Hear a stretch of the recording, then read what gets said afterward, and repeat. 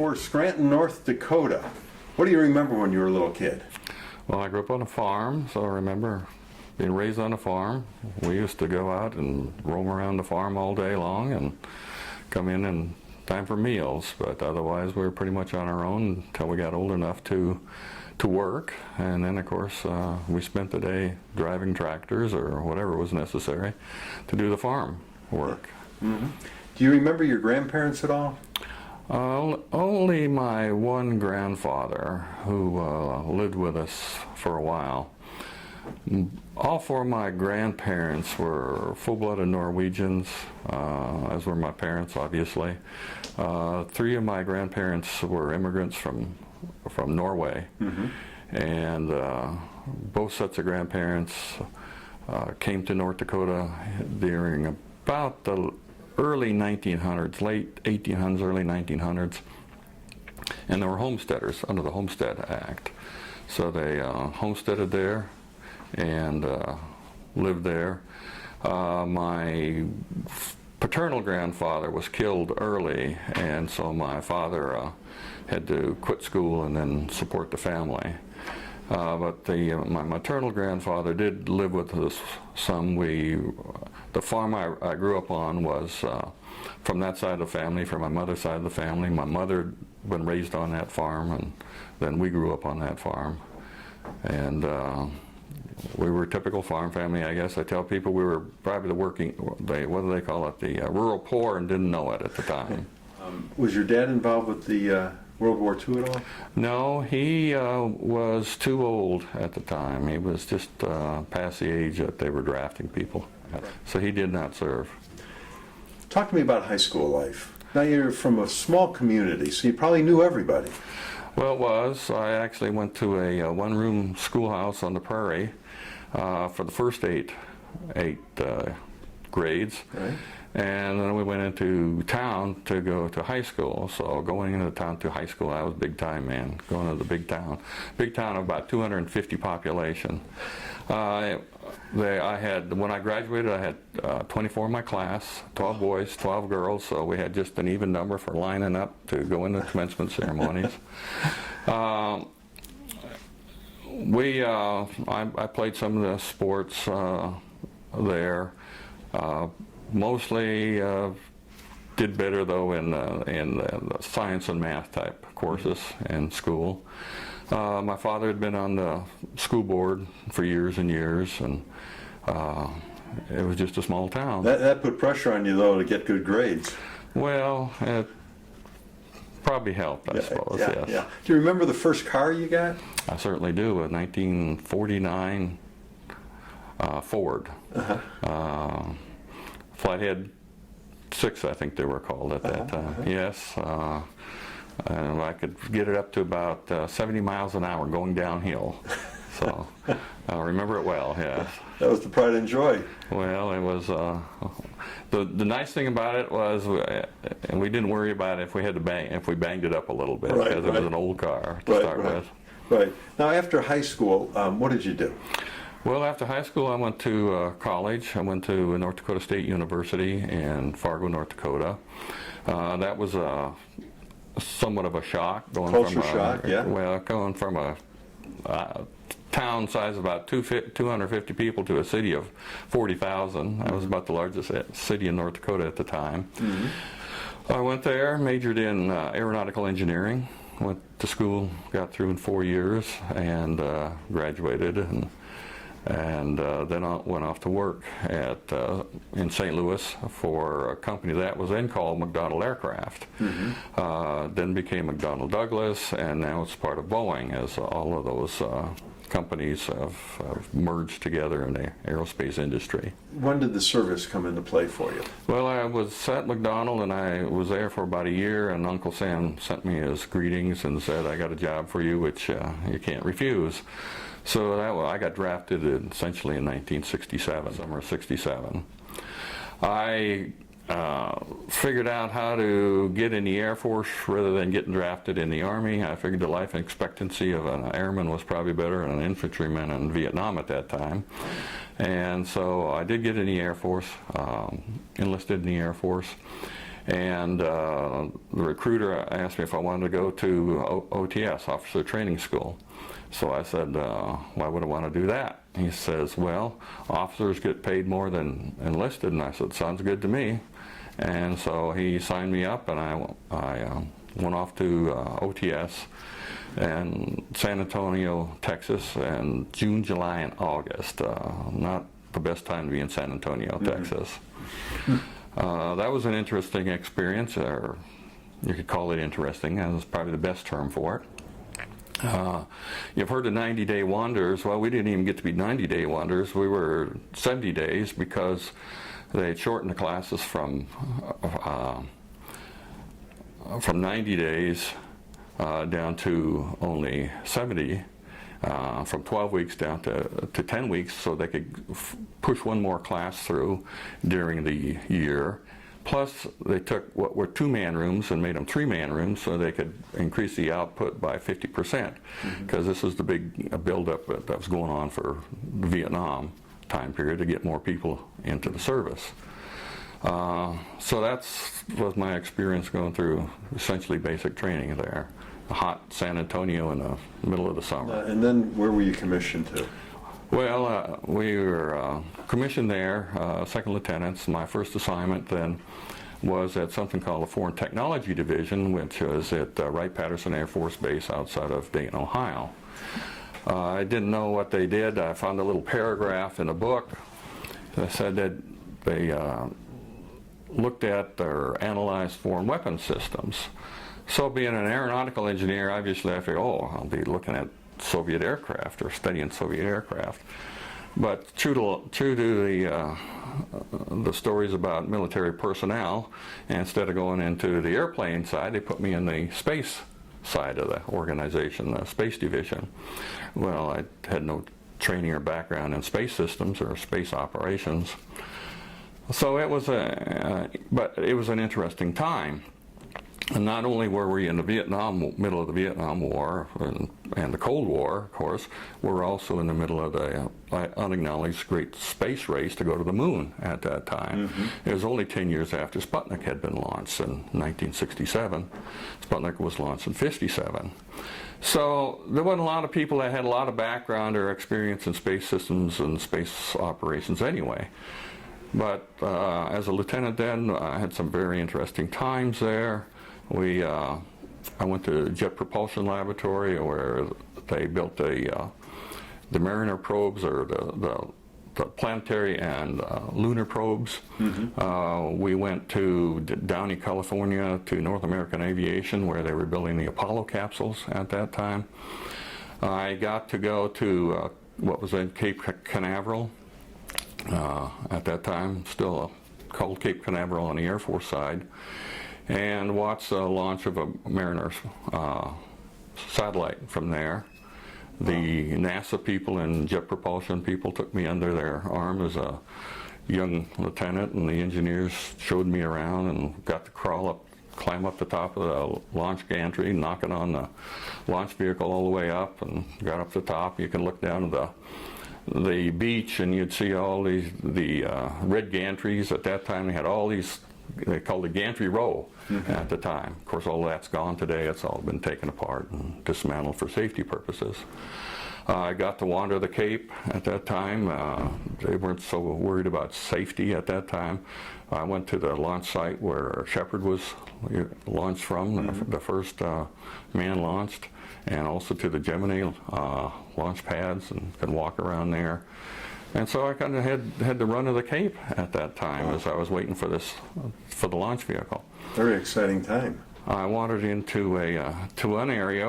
I had heard there was going to be a launch of a Minuteman missile out of a silo, but the launch time was all classified. But I was told if I was in a certain area about a certain time, it might be a good time to be there. So I drove my car out there and I parked along the side of the road. And I was just waiting there, and a security policeman came over and drove up, and he says, "Well, you can't be here, Lieutenant." And I says, "Oh, well, how about if I moved on the other side of the road?" "Oh, that's fine." And it didn't seem like a good solution to the safety problem. But anyway, I parked on the other side of the road, and he let me sit there, and I sat there and I waited and I watched my watch, and time came and went and nothing happened, and I guess maybe it's been canceled. All of a sudden, whoosh, there was this big roar, and here comes this missile out of the silo, and I'm sitting there thinking, you know, if this thing blew up here, I could probably get killed here. What am I doing here? So it probably wasn't the smartest thing to do, but it was an interesting time at that time to be involved in the space activities. When did you meet your wife? Well, I met my wife at that time period in Dayton, Ohio. She is essentially from Dayton, and we dated and got married in 1969. Tell me more though about it. How did you actually meet? Well, we met at some social that was going on. They had a organization they called the Professional Officers and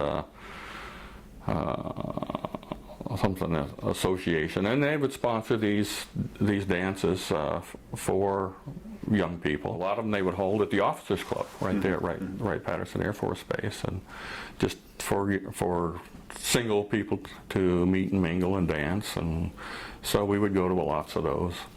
Now, because of your involvement with the space program and interest in it, you've seen so much technology. What do you think of the technology today that we have, you know, where people walk around with literally a computer in their hand? Well, it's obviously come a long way since the early days of the space race. What you have in your handheld smartphone today has got more computer capacity than they had on the Apollo spacecraft going to the moon and back. So yes, the technology's changed tremendously, and the question is where it's going to go in the future, and that's to be seen. Yeah, that's right. When you got married, where'd you guys finally settle down? And you stayed in the service a 30-year career with them. So well, we got married there in Dayton, and lived there for a couple more years. I was stationed there from 67 to 71. In 71, we moved out to Nebraska. I was assigned to the headquarters Strategic Air Command in Omaha, Nebraska, Offutt Air Force Base, south of Omaha. And we moved there. We bought our first house. Our two daughters were born in Nebraska, as was my wife, born in Nebraska. She was born in Nebraska when her father was in the Army back World War II time frame. So both my daughters and my wife then are all can say they're Nebraskans. Okay. Working at Strategic Air Command was a totally different experience. Again, I was in the intelligence community, worked in a vault. We were all closed in. We had a big vault door in the morning, and somebody had to come in and do the combination lock to open it, and you had to call security so they knew somebody wasn't breaking in. And you lived in the vault, no windows. Same thing was true when I was there in Wright-Patterson Air Force Base. We lived in a vault. You didn't see daylight all day long unless you went out of the vault. And were you able to tell your family what you were doing all day? No. And most of it was pretty boring because you were reading a lot of message traffic, classified message traffic types of things. You couldn't talk about the details. Well, you could talk about, yeah, we worked in the office and talk about the people you worked with, but the details of what you were studying, what you were writing, what you were analyzing, no, that was all classified. Can you tell us what the most interesting thing you worked on was? That depended on where I was at the time, I guess. At Offutt and SAC, I was the sole foreign space analyst in SAC. So we supported all the Directorate of Intelligence there, Chief of Staff for Intelligence, which was a one-star officer.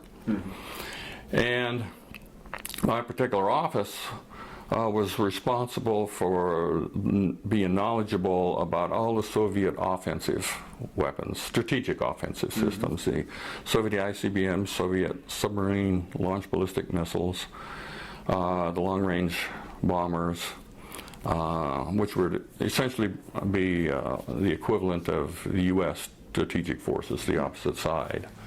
And then I was thrown in there as the space guy. One of my additional duties that I had there was to be a recorder when we did what we call threat briefings. We had 3 levels of threat briefings, unclassified, secret, and top secret. And depending on who was the audience, would make a difference of how high a level of officer we had set in. I sat in when we had a senator and our commander, a 4-star general for SAC, sat there. They sat together in the front row. There were 3 rows of chairs was all. There were 4 chairs in the front, and then 6 chairs and 6 chairs. So I sat 2 rows behind them as the general sitting there explaining everything about why we were in the strategic posture we were in at that time versus the Soviets, and educating this U.S. senator.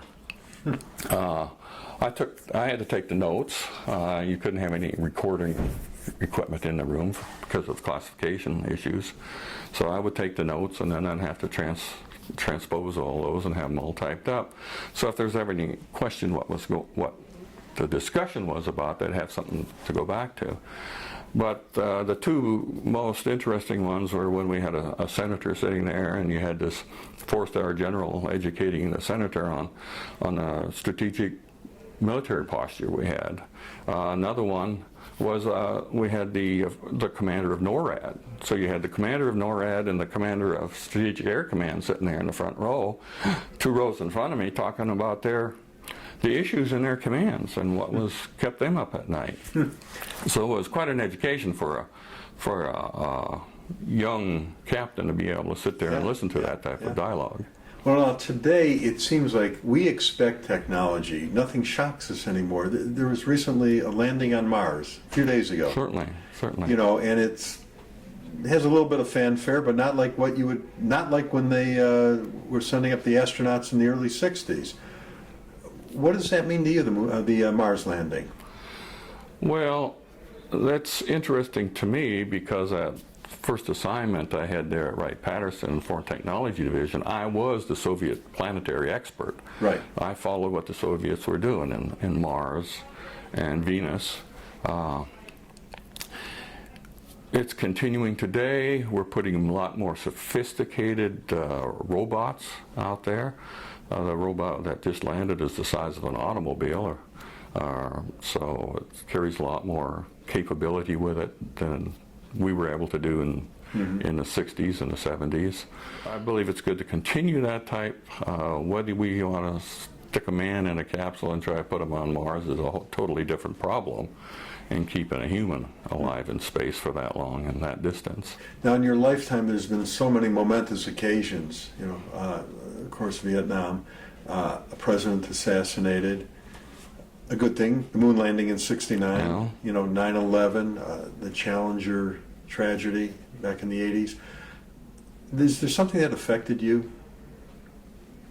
That really had a profound effect, possibly, on you? Well, obviously 9/11 had a big effect. We measure things in this country. We measured everything previously from the end of World War II. The whole economy, the whole manufacturing, what happened socially in this country, all was kind of measured from the end of World War II and what changes that World War II caused and what came after that. 9/11 was another major change in this country, and it's kind of was a shift. All of our security issues today have switched from what they were in the Cold War. Cold War ended about 1989 when the Berlin Wall came down. Strategic Air Command was stood down, actually. To me, the Cold War ended when President Bush took the Minuteman II missiles and the bombers off alert. To me, that was the end of the Cold War. We worried for 40 years we had these people standing nuclear alert in this country. After the Cold War was over, we took a deep breath and said, oh, why, thank goodness we didn't have to destroy everybody with all these nuclear weapons. And we had a little period of calm in there, and then 9/11 happened, and everything shifted. At that time, I was working for a company called Sandia National Laboratories. It's one of the nuclear design laboratories for nuclear weapons. Came out of World War II, after the end of World War II. We were tied primarily to the nuclear weapons budget. In the first years I was there, we were doing 80% of our work was dedicated to nuclear weapons. After 9/11, we switched and started doing much more work in that laboratory for the Department of Homeland Security and for Department of Defense. As we had troops go into places like Afghanistan and Iraq, they faced a total different type of war situation than we had faced in World War II, in Vietnam and Korea. Vietnam bordered on a little bit, and it was hard to tell who the enemy was. Boy, when we got in Iraq and Afghanistan, it really got difficult to tell who's who, because nobody wore a uniform. And with the IEDs, improvised explosive devices, became the big threat. How do you counter those types of things? People look more and more to technology, and how do you stop an IED? How do you counter an IED? These organizations would come to us and want to know, how can we find these bombs before they're detonated? And everybody was hoping there was a silver bullet out there, that you could develop a sensor, that you could detect the high explosive from a standoff distance. Well, that's just not possible. You don't get enough outgassing from the explosive and to be able to get any signature from any distance. So that wasn't a solution. We can build sensors. We can find enriched uranium and plutonium easily from their signatures from a standoff distance. You can't do that with high explosives. So that was a disappointment to a lot of people, that it wasn't that easy to find. But then there were other ways that the community tried to find ways to jam or to shut down those IEDs that did so much damage to our troops in Afghanistan and Iraq. For grandkids, what advice does Grandpa have for them growing up? Well, the world is going to change for them. Nothing will stay the same for very long. They have to be flexible, and times are going to change. They'll always keep changing. And what was the happiest time of your life? As a kid, when you grow up and you don't worry about all this world problems, you're living innocently, and